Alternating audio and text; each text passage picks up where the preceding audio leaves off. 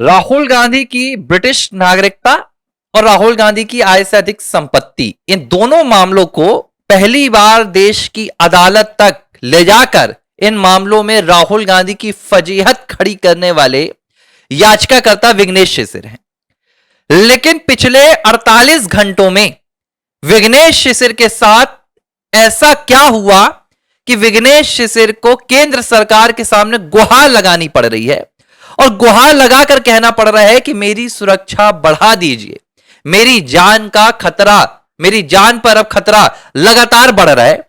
लेकिन बावजूद इसके केंद्र सरकार की ओर से कोई भी कदम अब तक नहीं उठाया गया और आखिरकार विघ्नेश शिशिर को अपनी जान बचाने के लिए भी अदालत का दरवाजा खटखटाना पड़ गया है। पूरी आपको कहानी बताता हूं कि आखिर इस मामले में हो क्या रहा है, क्यों विघ्नेश शिशिर पर लगातार जान का खतरा बना हुआ है और यह सब कुछ देखने के बावजूद केंद्र सरकार की ओर से अब तक विघ्नेश शिशिर की सुरक्षा क्यों नहीं बढ़ाई जा रही है। दरअसल विघ्नेश शिशिर यह मामला जो ब्रिटिश नागरिकता से जुड़ा हुआ है, राहुल गांधी की दोहरी नागरिकता से जुड़ा हुआ है, जिसमें राहुल गांधी का, उनका विदेशी परिवार, इन तमाम मुद्दों का जिक्र होता रहता है, फर्जी पासपोर्ट, इंग्लैंड में घर, यूके में वोटर लिस्ट में नाम। विघ्नेश शिशिर यह मामला तो पिछले करीब 34 महीनों से लगातार उठाते आए थे और इस मामले में 17 अप्रैल को जस्टिस सुभाष विद्यार्थी ने एफआईआर ओरली आदेश दे दिया था, लेकिन लिखित आदेश में बाद में मामला पलट गया। तब तक भी विघ्नेश शिशिर की जान पर उतना बड़ा खतरा नहीं था। हालांकि इससे पहले विघ्नेश शिशिर को रोकने के लिए विरोधियों ने बार बार उन पर हमले करवाए। दिल्ली में हमला हुआ, रायबरेली में हमला हुआ, इसके बाद लखनऊ एयरपोर्ट के पीछे से उनके कार एक रौंदने की कोशिश की गई। अलग अलग तरीके से विघ्नेश को रास्ते से हटाने के बार बार प्रयास किए गए, लेकिन भगवान की कृपा से विघ्नेश शिशिर बार बार बचते रहे। लेकिन 12 मई 2026 इलाहाबाद हाईकोर्ट की लखनऊ बेंच में विघ्नेश शिशिर ने एक ऐसा आदेश पारित करवा दिया, अदालत से एक ऐसा निर्णय करवा दिया, अदालत ने एक ऐसा निर्णय दे दिया जिसके बाद विघ्नेश शिशिर के लिए अब एक एक मिनट बिना सुरक्षा के गुजारना एक बहुत बड़ा खतरा बन रहा है। क्योंकि अब तक यह मामला सिर्फ राजनीतिक था, अब तक यह मामला कहीं ना कहीं राहुल की ब्रिटिश नागरिकता से जुड़ा हुआ था, उसमें बहुत कुछ नहीं हो सकता था। मतलब ठीक है, राहुल जेल जाते या राहुल भारत की नागरिकता उनको छोड़नी होती, इससे ज्यादा और क्या होता।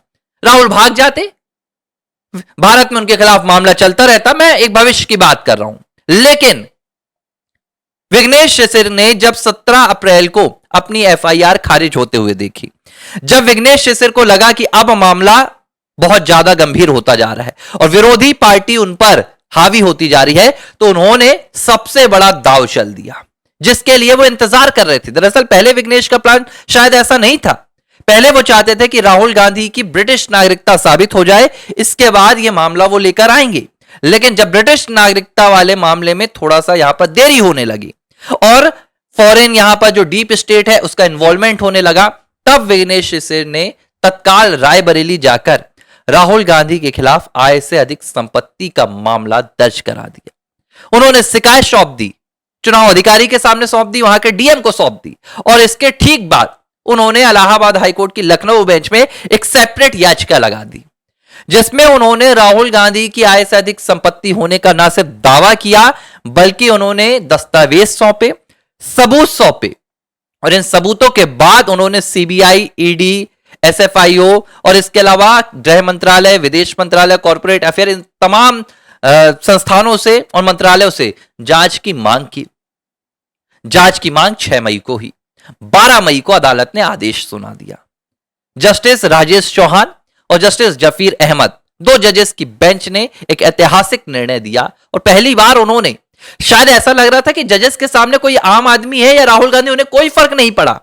मैं सराहना करूंगा कि यही इलाहाबाद हाईकोर्ट में इससे पहले इतना बवाल मच गया था, लेकिन राहुल गांधी की आय से अधिक संपत्ति के मामले में जस्टिस जफीर अहमद और राजेश चौहान की बेंच ने कहा कि हमें कहने की जरूरत ही नहीं है कि सीबीआई इसमें जांच करे, बल्कि यह सीबीआई का काम है कि उन्हें शिकायत मिली है तो वो जांच करके अपनी रिपोर्ट सौंपे। और जज साहब ने 8 हफ्ते का वक्त दे दिया सीबीआई और ईडी को कि 8 हफ्ते में आप विघ्नेश के द्वारा दिए गए तमाम सबूतों की जांच करें, दस्तावेजों की पड़ताल करें और फिर अदालत में आकर रिपोर्ट सबमिट करें कि आपने 8 हफ्तों में क्या किया। जैसे ही यह आदेश अगले दिन हाईकोर्ट की वेबसाइट पर अपलोड होता है, दिल्ली तक हड़कंप मच जाता है।